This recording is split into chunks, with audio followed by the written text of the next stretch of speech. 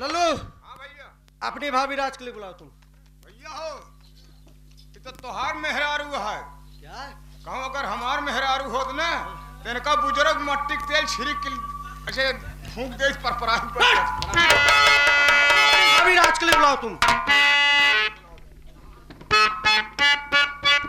ए भाभी राजकली आइए भैया आई हैं।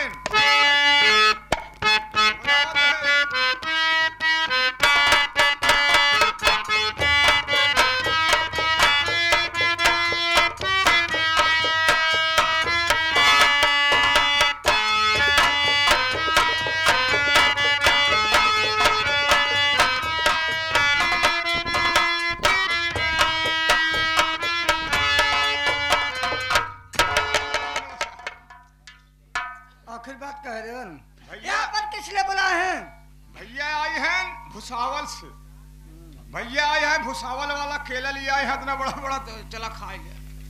क्या देवर तुम्हारे भैया आए हुए हैं? हाँ हाँ कहाँ पर है देवर? आओ बैठे हैं। चलिए दिखाइए।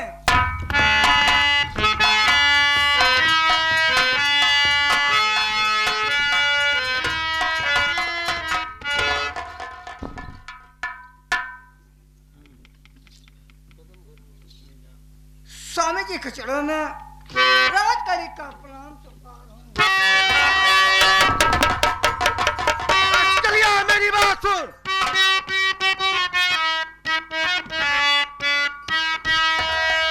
अरे कदम घर में मन मारी तो तुम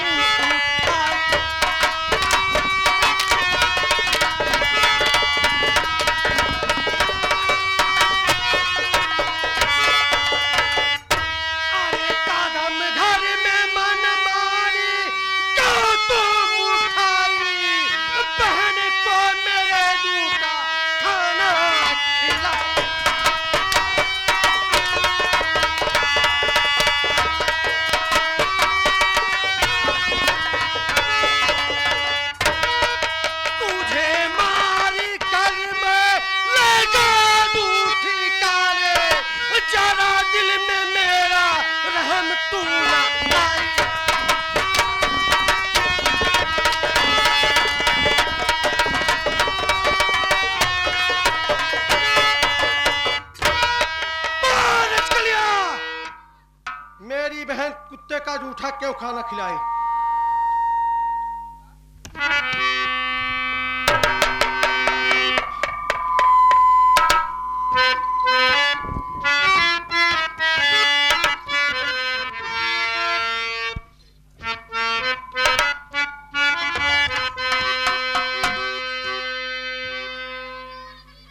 क्या कहे से स्वामी जी?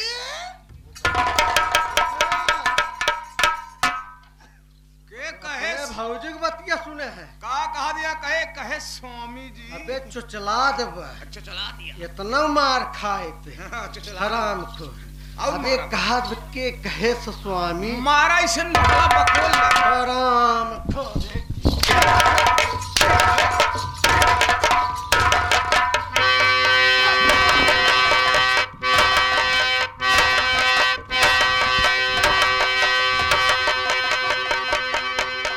रसकलिया मेरे पिताजी ने मुझे सारी बात बताए हैं।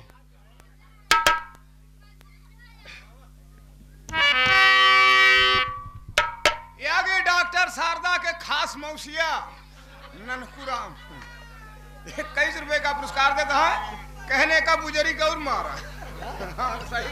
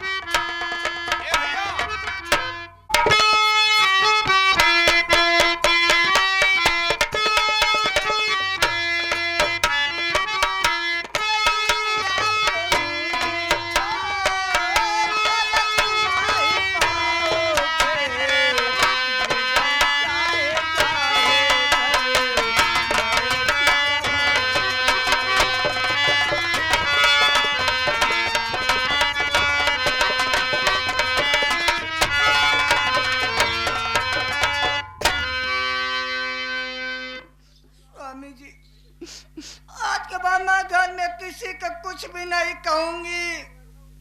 चाहे घर बर्बाद हो जाए, बेकार हो जाए, मुझसे कोई मतलब नहीं है। ठीक है राजकली, लेकिन राजकली तुम जानती हो ना राजकली, अबे मैं घर में सबसे बड़ा हूँ राजकली। मुझसे छोटी मेरी बहन रंजना है राजकली, वह मेरी दुलारी बहन है राजकली। मेरी छोटी बहन रंजना का देखभाल राजकली तुमको ही करना पड़ेगा राजकली।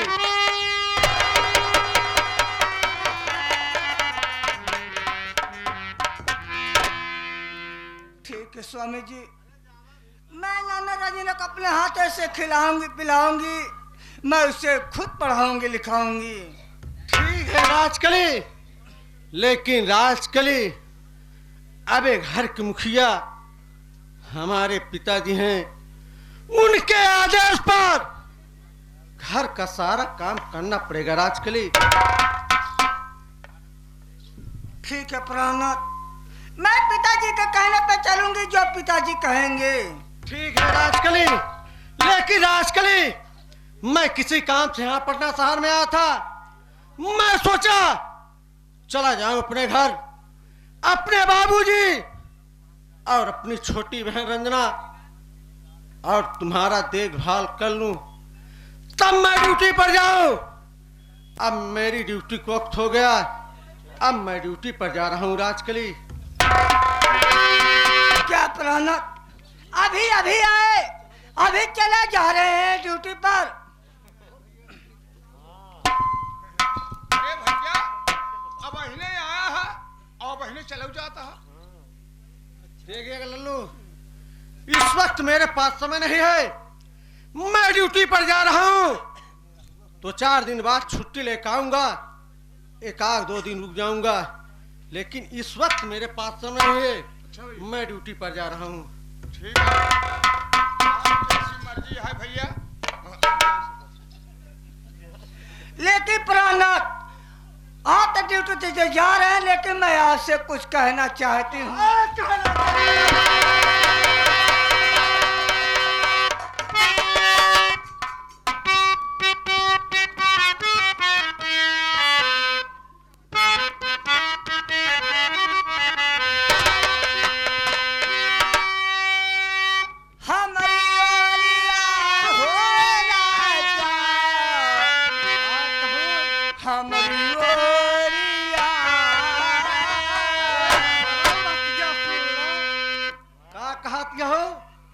हमारे नवरिया है तो होरे नवरिया तेरा हिस्सा ना देना हम कौसगर भाई, जब देखा तब मऊआ में भुड़भुड़िया लग पहुंचा रही थे।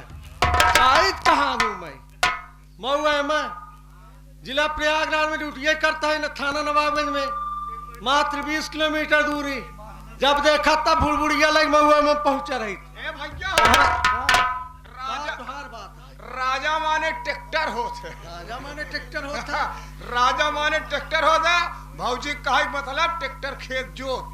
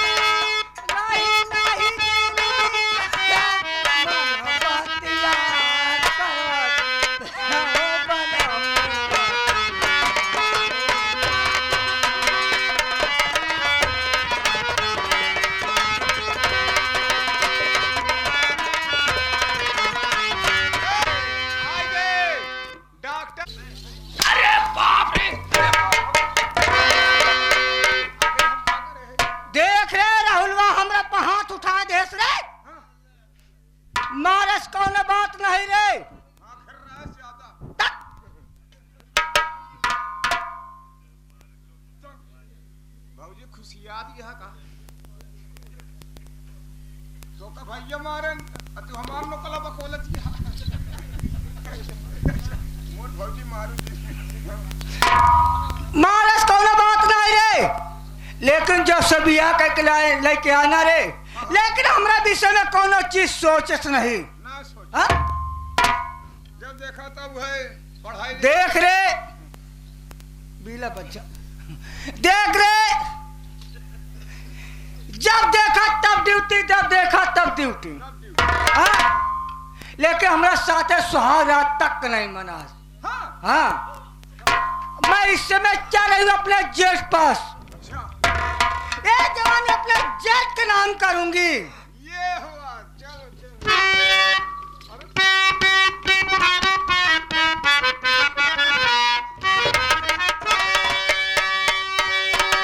अरे सैया मिलल बा झरले बा।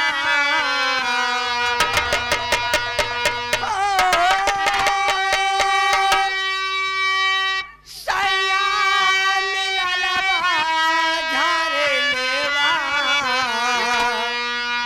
जबर किया रे मुकला।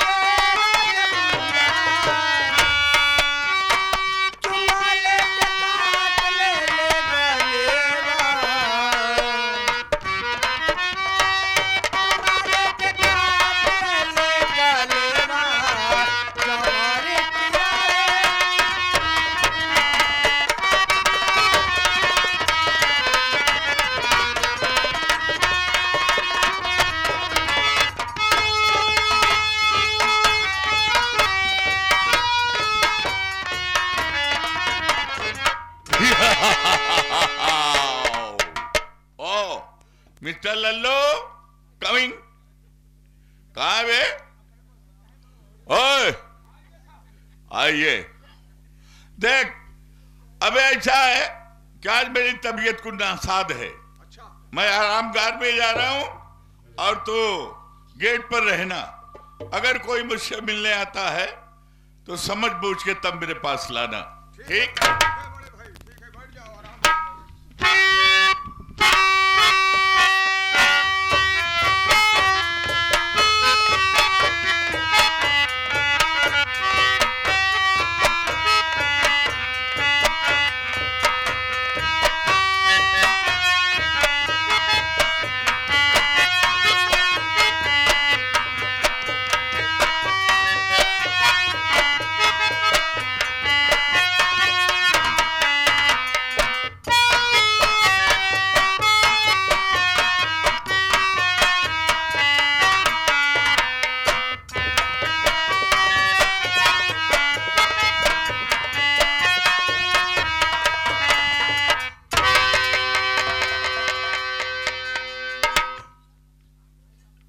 देवर जी, का भाभी जेठ जी कहाँ हैं? झूठ जी, जेठ जी कहाँ हैं? जेठ जी तबीयत खराब है, अंदर कमरे में बैठे हैं। जाइए से कह दीजिए मन के लिए दवा लेकर आई हूँ, चाय लेकर आई हूँ। ठीक है, बता दे। बड़े भाई, भाभी जी आई हैं, आपके लिए दवा लाई है, चाय लाई है। क्या कहा? हाँ भाभी जी आई हैं। छोटी बहू हाँ और मेरे कमरे में हाँ इतनी रात्रि में? ओ माय गॉड, क्या मामला है? ऐसा है हाँ कि चलो मैं मिलता हूँ, आओ।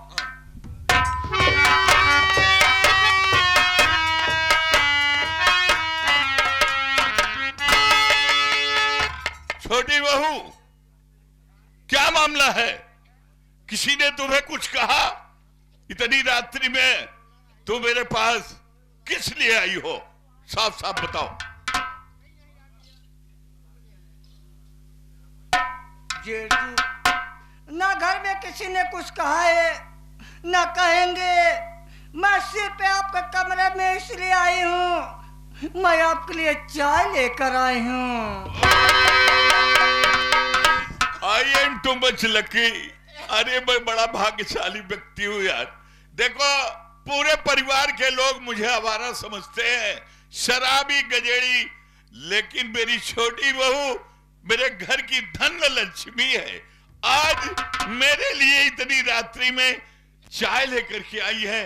बधाई हो तुम्हारे सोच को। Thank you. रख दो, मैं चाय पी लेता हूं।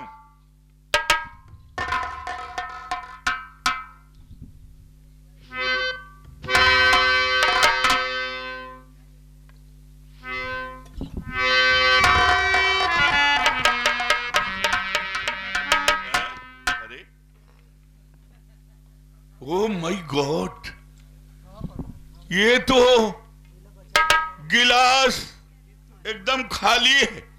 अरे छोटी बहू, ये कैसा तूने कोरा मजाक किया? देख रही हो, ये गिलास बिल्कुल खाली है। जेठ जी, गिलास भी खाली है और उधर आप भी खाली है और इधर मेरी जवानी भी खाली है।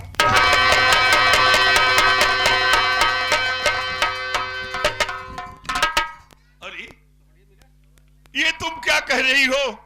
तुम्हारे कहने का मकसद मेरे समझ में नहीं आया। जेठ जी, मैं आपसे प्यार करना चाहती हूँ। अरे तुम्हारा दिमाग खराब है। तुम छोटी बहू हो और तुलसीदास जी ने रामायण में लिखा है कि अनुज बधू भगनी सुत नारी। मैं क्षमा चाहता हूं, अच्छा काम मत करो। समाज से के नजर से हम लोग गिर जाएंगे। कायदे से काम करो। तुम्हारा पति परदेश गया है, आएगा। घबराओ नहीं, धैर्य से काम लो। अगर जेठ जी, अगर आप बात नहीं मानोगे तो मैं ये बिजली छूकर अपनी जान भी दे दूंगी। अब क्या करें? अगर लील ले तो अनहर हो जाए, उगुल दे तो कोढ़ी हो जाए। हे भगवान, ये तो अच्छा धर्म का संकट पड़ गया। अब क्या करें? अरे बाप रे बाप रे, बड़ा गड़बड़ है मास्टर। कैसे करें? लील लेते। ए भैया, लीला जीन, हाँ, घर की मुर्गी घरन में कटे। ठीक है कहता है बे, ना है छोहरवा जैसे बन बिलार ऐसे ताकत।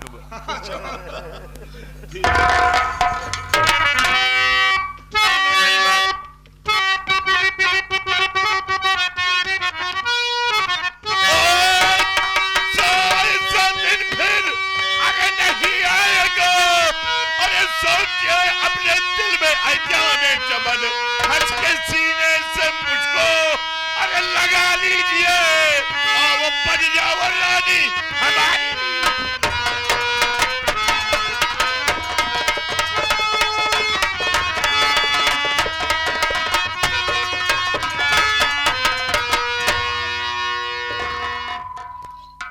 जेठ जी, मैं ऐसे गले नहीं लगूंगी।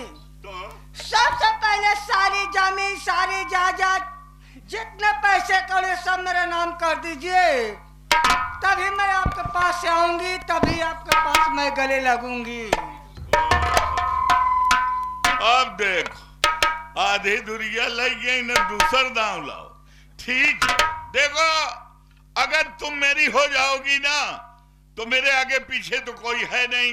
अगर तुम्हारी जिद है तो सुबह चलो, मैं अपनी चल अचल सारी संपत्ति तुम्हारे नाम फूलपुर तहसील में रजिस्ट्री कर दे।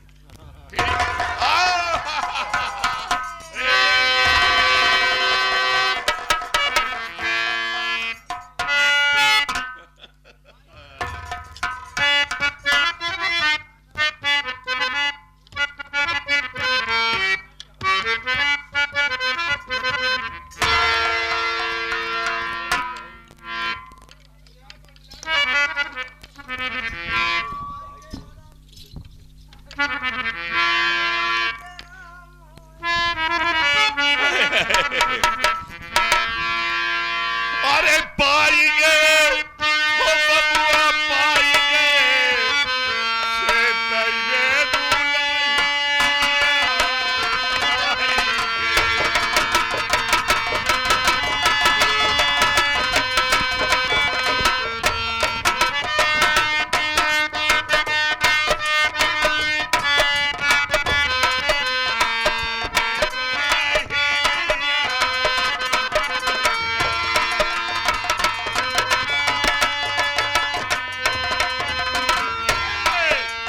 गोरकी दुल्हनिया हमरा बिस्तर लगाई बाबू बिस्तर लगाई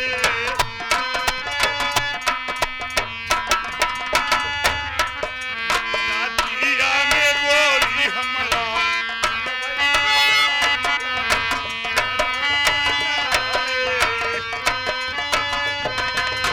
अरे जिया हो बारात मालिक राजेश कई नौटंकी अरे कराई गए से तैबे